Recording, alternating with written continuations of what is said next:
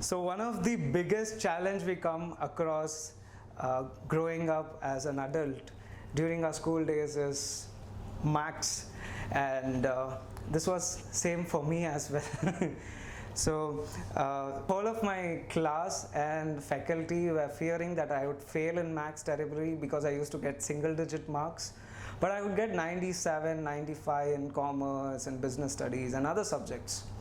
And luckily I got some 47, just past grades in 12th, and I came up into the college.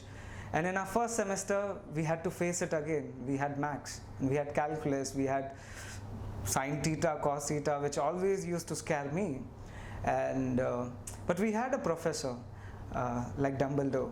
We had a professor, Somasundaram, I still remember him, and he would screw you if you do any mischief in the class. We had 75 people in the class, but he would make sure you get the concept right. He would use stories, he would use film dialogues, he would give you examples and make sure that you get the concept right. And first semester, I topped the class. Like, I got full marks. And it was the same sine theta and the same cos theta which used to scare me.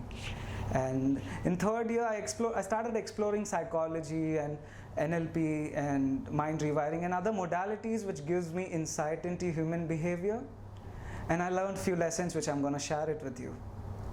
So what screwed up my relationship with maths was I disliked the teacher, because the teacher in the school which we had would come inside the class, would teach you perfectly, but meanwhile the teacher will start taunting you. Like, the teacher used to tell, like, father giving money, mummy giving food, why aren't you studying? And these dialogues over a period of time started affecting me unconsciously, because I wasn't aware of it, and I started disliking the teacher, I started disliking the subject and everything. And like when you're really doing good in other subjects, but maths is what affects you, maths is what you're not performing, it was a challenging stuff.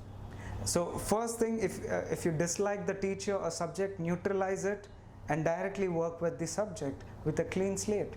And second thing was peak focus. The focus which we used to get, the kind of creative juices used to secrete in our mind when we used to calculate account sum was very different. And I was like super charged up, energetic, and focused. Well, when I was doing maths, I would be like, oh my god, again.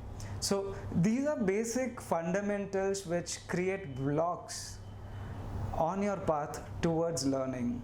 And it's not just about maths, it's not just about school subjects or college subjects, it's also about your life. If you're really learning to learn any new skill, and if you're gonna put filters in between, it's gonna stop you. So every time I work with a student, I make sure the relationship with the subject is neutralized, or probably the student starts liking it and takes it as a challenge.